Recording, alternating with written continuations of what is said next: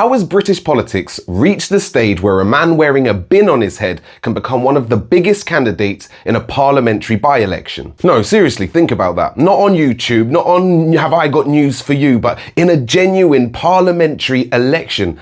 And the craziest thing is it all makes sense. His name is Count Binface, and if you've never heard of him, he's a satirical political candidate that was made up by comedian John Harvey. For years, he stood in elections using deliberately ridiculous policies to basically poke fun of the entirety of British politics. Now, normally he's just a bit of comic relief and something to laugh at during the elections, and it's especially funny when he runs in constituencies with people who are trying to be Prime Minister, and when the announcement is made, he stood there dressed as a bin next to them. It happened to Andy Burnham in Makerfield, and it's happened many times previously. But this time, he's become one of the biggest stories in British politics. Why, I hear you ask? Because after Nigel Farage resigned his seat in Clacton and decided to trigger a by-election which he also wants to stand in, Labour, the Conservatives, the Liberal Democrats and the Greens all have refused to stand candidates in what they consider to be a joke by-election, triggered just to cause deflection. Suddenly, Count Binface is no longer a joke. He's become Nigel Farage's most high-profile challenger. Let that sink in. Someone who believes they should be Prime Minister is going to have to go to battle with a bin. Now, before all of the Reform supporters start hammering my comments, this isn't a video of me saying Count Binface is going to win and take over and be Prime Minister, and it's none of that. None of that. I get it. Nigel Farage is still the favourite. But how the hell did British politics get here? See, before I got elected, I imagined politics would be constant drama, you know, always dealing with things and things that would be moving at 100 miles an hour. And really, it's dead boring. It's just policy, it's committees, it's procedures, it's paperwork, it's casework. It's a lot of work, and it's not really blockbuster entertainment. It's just hours and hours and hours and hours of meetings that nobody sees. But election campaigns, they're a totally different beast. An election campaign is entertainment. It's political theatre. And theatre has one rule above all else. People remember characters.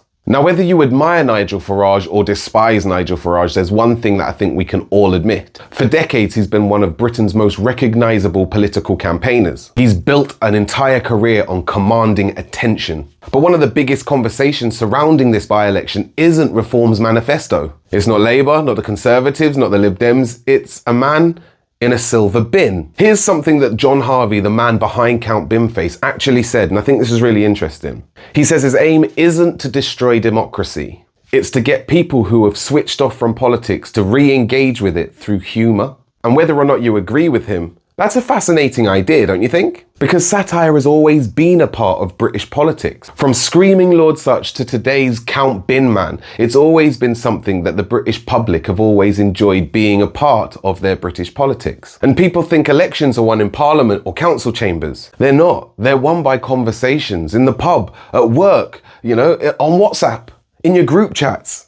Attention comes first, and everything else comes second. So maybe the point of this isn't actually about Count Binface or Nigel Farage. Maybe it's about us, the people, the general public, the voters. It's because we've built a political culture where attention travels faster than policy, and where a single joke can dominate a news cycle, more so than real news that the public should be made aware of. We've built a political culture where satire sits so comfortably next to British politics. We have TV shows that literally take the mick out of politicians.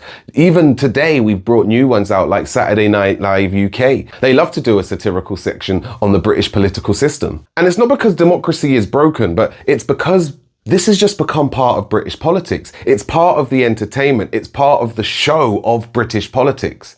It's become part performance, part entertainment, and pretty much part public conversation. I know a lot of people that have absolutely no interest in politics, but want to feel like they fit in with their friends. And if they have that political conversation around the table, they don't know anything to join in. So they just take what their friends are saying and run with it as gospel. And these groups are just spreading and getting larger. It's happening even in my own personal circle, where people who I know have absolutely no interest in politics and know nothing are suddenly talking politics, talking about Count Binface, talking about Nigel Farage. And that's the part that should make us all really stop and think. Because when a man wearing a bin can become one of the biggest conversations in a parliamentary by-election, what does it say about British politics that a man wearing a dustbin fits in so perfectly? Agree or disagree? Talk to me.